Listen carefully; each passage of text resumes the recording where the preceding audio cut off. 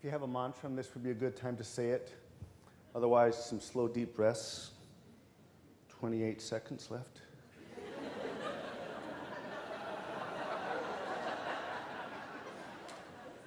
You can stretch now, too.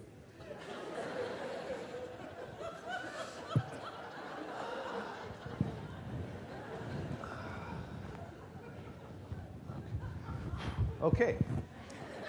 1999 through 2005, like this present moment, was a time of both and. Of both reaping the harvest of past seedlings and sowing new seeds, and of fertilizing new growth in a sometimes lush and sometimes harsh environment. And I have to say that some of us sowed more fertilizer than others. Yes, this was an era in which we had choices. And we realized that those choices aren't always either or, but that sometimes we can have both and.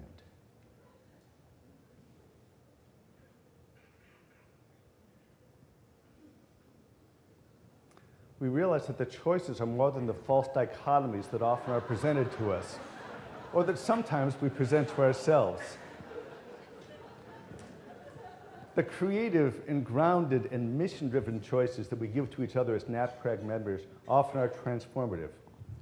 For example, the NAPCRG Participatory Research Partnership showed us that research can involve both educating the community and learning from them in mutually respectful partnerships, both generating relevant new knowledge and acting together on the results, as they showed us both in their words in the BMJ and in their actions with First Nations peoples.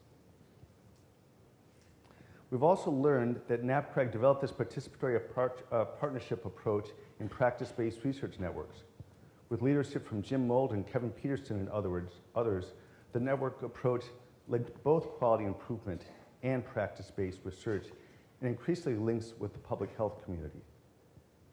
When Ben Crabtree and Will Miller did their Montreal workshop and their book on qualitative methods, it was a radical idea. By the time of the second edition, the radical idea was multi-method research that involves both qualitative and quantitative methods, bringing together both numbers and narratives, statistics and stories. In this era, like the present, we are grateful for the view that we have as we stand on the shoulders of giants. We are deeply appreciative of both their wisdom and courage, and of the platforms they set up that give us the footings for our next steps. At the 2001 meeting in Halifax, we paid tribute to our founder with a birthday cake. Morris Wood is 91 this year, and you actually just showed that together it takes us only 15 seconds to sing happy birthday. Ready?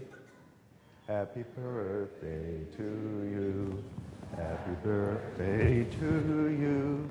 Happy birthday, dear Morris. Happy birthday to you.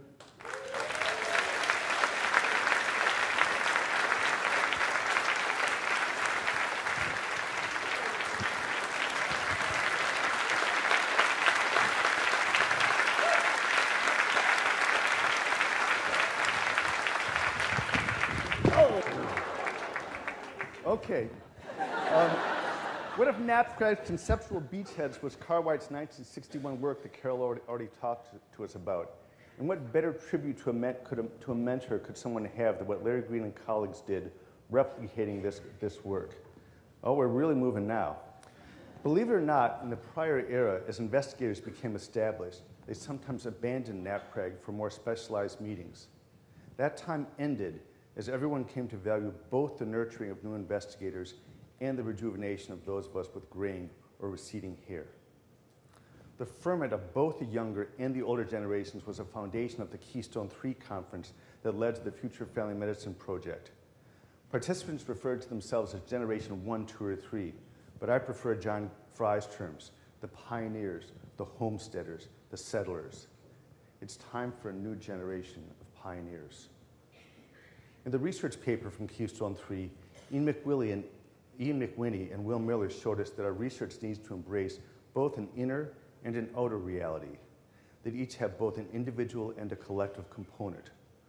Our research and our lives are enriched when we both pay attention to these different ways of knowing. During this era, NAPCRG both continued to value and work out the meaning, methods, and potential of binationality, and to develop the rich international focus that's so much of the character of the organization today.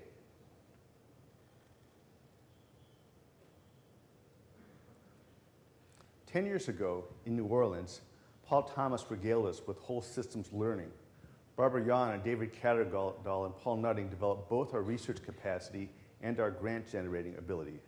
And Stacy Brungart and the NAPCRG board challenged us to be both a great meeting and a year-round working, learning community. In 2003, NAPCRG, with 6 other US and Canadian family medicine organizations, launched the Annals of Family Medicine with a mission to both advance knowledge essential to understanding and improving health and primary health care. And you continue to support the Annals to this day with your research, reflections, reviews, online comments, and your dues.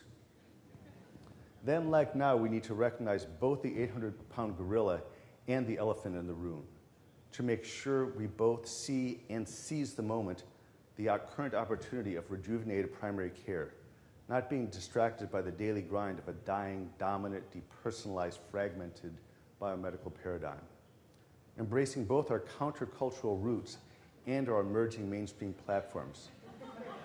Not being co-opted or seduced by the trinkets of success or status, but both staying true to our original radical mission and rejuvenating for a new era by a new generation. Next, Perry Dickinson will reflect on the current era, and Lauren Hughes will peer into the future.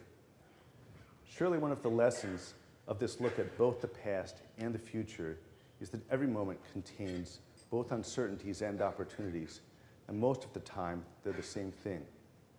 And that living each moment most fully is the best way to both honor the past and to create the kind of future that we want. Thank you.